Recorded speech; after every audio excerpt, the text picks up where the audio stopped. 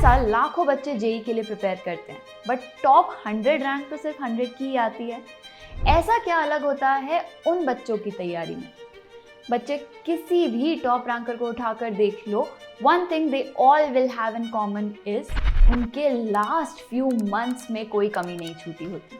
So let me tell you what I did in my last 10 months of JEE prep, week by week, month by month, test by test, every single detail, ताकि you all JEE 2026 aspirants have a complete roadmap for your journey. And I will also tell you how you can actually ensure consistency. अगर इसको religiously follow कर लिया तो तुम्हारी rank कोई नहीं रोक सकता। I have seen it from both sides, as an aspirant and now as an educator, as a mentor. And the truth is, most students don't fail because they're not smart enough. मैं जब prep कर रही थी, a lot of my really smart friends happened to underperform in JEE क्योंकि they did not have a system. कोई fix plan नहीं था, कभी कोई स्ट्रैटेजी, कभी PYQ प्रैक्टिस, कभी मॉक टेस्ट, कोचिंग और बोर्ड्स का प्रेशर एक साथ हैंडल नहीं हुआ and in the and they just weren't ready for the exam. अगर आपका हाल भी कुछ ऐसा ही चल रहा है, then stop and strategize now. अपने नेक्स्ट 10 months को इस तरह से 6 phases में स्प्लिट करो and let me tell you what I did in each of these phases. And if you're struggling to be consistent, then I will also show you how you can track your progress in each phase. सबसे बड़ा question, ma'am syllabus कब तक finish करना चाहिए? बच्चे हर हाल में नवंबर तक खत्म कर लो। कोई भी टॉपिक ऐसा नहीं रहना चाहिए जिसकी theory plus at least easy questions practice ना कर चुके हो। Priority should be understanding, concept clarity and notes completion. इस टाइम पे टेस्ट थोड़े कम भी दो, PYQs थोड़े कम भी सॉल्व करो, चल जाएगा, बट हर सब्जेक्ट का हर टॉपिक समझ आ जाना चाहिए एंड उनके कंसाइज नोट्स रेडी होने चाहिए, which should also include the important questions, the good questions that you found during practice. इस तरह से आपको अपना सारा सिलेबस पूरा करना है। एंड अगर अभी भी मैथ्स में स्ट्रगल कर रहे हो किस तरह से मैथ्स को मास्टर करें, देन बच्चे I will bring a video very soon for you to actually tell you कि किस तरह से मैथ्स को पढ़ा जाता है, मैथ्स को समझा जाता है। And for all those students जो अभी तक केम को हल्के में लेते आए हैं, मेरी तरह कि केम को लास्ट में हैंडल कर लेंगे, देन बच्चे लास्ट आ चुकी है अब। तो अब केम को कैसे संभालना है वो Mohit sir will tell you very soon, so watch out for that video as well. अब सिलेबस एफिशिएंटली करने का one way is using a tracker. So tracker में सिलेबस के अंडर सारे रिमेनिंग चैप्टर्स लिखो एंड हर के लिए एक डेडलाइन डालो अलॉन्ग विथ कहाँ से पढ़ना है। जैसे जैसे होते जाएं उन्हें completed मार्क करते जाओ। You can find the link for this Notion template in the description. Aim to finish the entire syllabus by first week of November.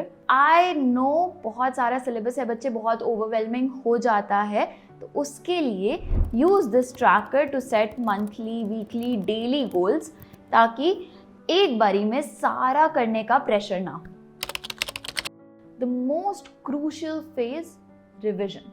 अगर अभी तक की तैयारी को देखकर लग रहा है कि नवंबर तक तो सिलेबस खत्म नहीं हो रहा, देन बच्चे अब टाइम है ढंग से पढ़ाई करने का। I am bringing one last chance for JEE 2026 students जिन्हें अभी से लेकर नवंबर तक सारा सिलेबस स्टार्टिंग फ्रॉम बेसिक्स करवाया जाएगा। The link for that batch is in the description. So now by November we have made sure कि हमारा सिलेबस कंप्लीट हो गया है। Now it's time to revise all of it. I hope first page में आपने ma'am की बात सुनकर अच्छे से नोट्स बनाए हैं क्योंकि वो अब बहुत काम आएंगे। चैप्टर बाय चैप्टर खुद के बनाए नोट्स से सारी थियोरी और इम्पॉर्टेंट क्वेश्चंस रिवाइज करो, फिर अच्छे लेवल के क्वेश्चंस प्रैक्टिस करो। These questions can be from question banks from your teachers, your modules, mains और एडवांस की PYQs या any other question bank that you trust. Tracker में इस तरह रिविजन प्लानर के अंडर सारे टॉपिक्स टू रिवाइज लिखो, कितना कॉन्फिडेंस लेवल है अभी उस पे, एंड देन हर रिविजन के बाद ये लेवल अपडेट करो। If the level is not 5 then अगली रिविजन भी स्केड्यूल कर दो। एडिशनली अभी देने हैं मॉक टेस्ट, वीकली एक mock test. Doesn't matter revision complete हुई है नहीं हुई, टेस्ट देते जाओ, उन्हें एनालाइज करते जाओ कि अभी कौन से टॉपिक्स वीक हैं एंड किस तरह की मिस्टेक्स अभी हो रही हैं, ताकि अगली बार वो रिपीट ना हो। Now comes the JEE main month. Attempt 1 के लिए पूरे महीने करने हैं PYQs and mock test. And अगर अभी तक PYQs थोड़े कम सॉल्व करे हैं, then a good trick to use to handle both of them together is कि पुराने पेपर्स को ही मॉक टेस्ट बनाकर सॉल्व करो। बट बच्चे, PYQs करना इज क्रूशियल। मेंस की तैयारी करने का दी बेस्ट तरीका होता है PYQs सॉल्व करने का, क्योंकि कहीं ना कहीं क्वेश्चंस होते हैं रिपीट। सो ऑल्टरनेट डेज पे मॉक टेस्ट दो, उनके सॉल्यूशंस देखो एंड एनालाइज करो कि अभी भी कौन से टॉपिक्स हैं जो वीक हैं, जिन्हें रिवाइज करने की नीड है, एंड उन्हें ऐड करते जाओ अपनी list of topics to revise में। वन बाय वन उन टॉपिक्स को रिवाइज करते जाओ। With every test, with every analysis, you will be more and more ready for attempt 1. And बच्चे, एग्जाम के बाद 1-2 दिन रिलैक्स करना है, तब बस आगे के प्लान्स बनाने हैं कि आगे किस वीक में क्या करना है।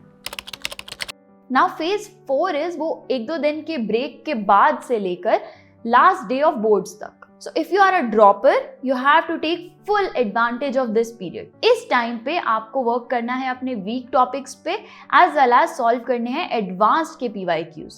This is the time you're going to take your entire prep one level ऊपर. And if you're a 12th class student, then अभी फोकस करना है बोर्ड्स पे। अभी तक हम जेईई को प्रायोरिटी रखते आए हैं, अब बोर्ड्स को प्रायोरिटी रखना है। See, PCM के concepts more or less clear हैं by now, so you have to focus on the other 2 subjects as well as the PCM topics जो जेईई में नहीं है। बट मेन चीज जिस पे काम करना है वो है सब्जेक्टिव आंसर्स लिखने की आदत। वो आदत नहीं होती तो उस पे वर्क करना है। अगेन, बोर्ड्स के पुराने पेपर्स उठाओ, उनके सॉल्यूशंस, प्रूफ्स, डेरिवेशंस एटसेट्रा लिखने की प्रैक्टिस करो। अभी don't worry too much about JEE. But हाँ, अगर किसी बोर्ड्स के एग्जाम से पहले ज्यादा दिन हैं, जितने दिन तुम्हें नहीं चाहिए उस फुल रिविजन के लिए, तब उसी सब्जेक्ट के मेंस के PYQ सॉल्व करो, so that you are not out of touch with the subject and at the same time mains 2 की भी तैयारी होती जाए। Now back to our mains prep. वही सेम स्ट्रैटेजी, बट अब तो मेंस 1 के भी पेपर ऐड हो चुके हैं to the stack of all the previous year papers to solve. So वही पहले की तरह ऑल्टरनेट डेज पे test solving followed by test analysis. Attempt 2 तक your list of weak topics should be खाली and the confidence level for each chapter should have reached 5।